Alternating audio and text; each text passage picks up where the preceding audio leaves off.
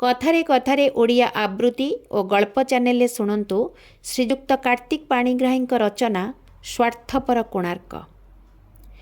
ହେ କୋଣାର୍କ, ଶୁଣିଛି ତୁମେ କାଳେ ଜୀବନଠୁ ବି ଆହୁରି ଜୀବନ୍ତ, ଶୁଣିଛି ପାଷାଣ ହୋଇ ବି ତୁମେ ଆହୁରି ପ୍ରଶାନ୍ତ।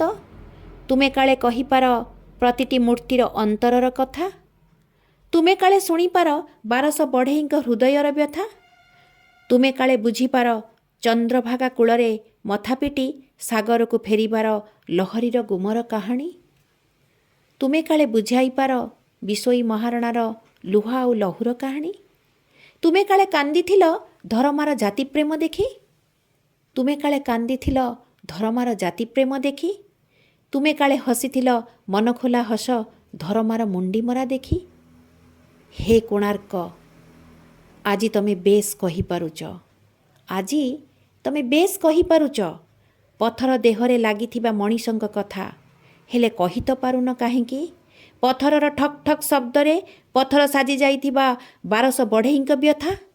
ମୁଁ ଜାଣିଛି ତୁମେ କିଛି ବି କହିପାରିବନି, ମୁଁ ଜାଣିଛି ତୁମେ କିଛି ବି କହିପାରିବନି, କାରଣ ତୁମେ ଖୁବ୍ ସ୍ୱାର୍ଥପର। ସେଦିନ ତୁମେ ପଥରରୁ ଜୀବନ୍ତ ହେବାର ମୋହରେ ପଥର ପାଲଟି ଯାଇଥିଲ, ଅଥଚ ଆଜି ତୁମେ ଅବକ୍ଷମୁଖୀ ଅସ୍ତିତ୍ୱ ଦେଖି ତୁମେ ପୁଣି ପଥର ପାଲଟି ଯାଇଛ, ତୁମେ ପୁଣି ପଥର ପାଲଟି ଯାଇଛ। କୋଣାର୍କ, ତୁମେ ପୁଣି ପଥର ପାଲଟି ଯାଇଛ। କଣ୍ଠେ ତମସା।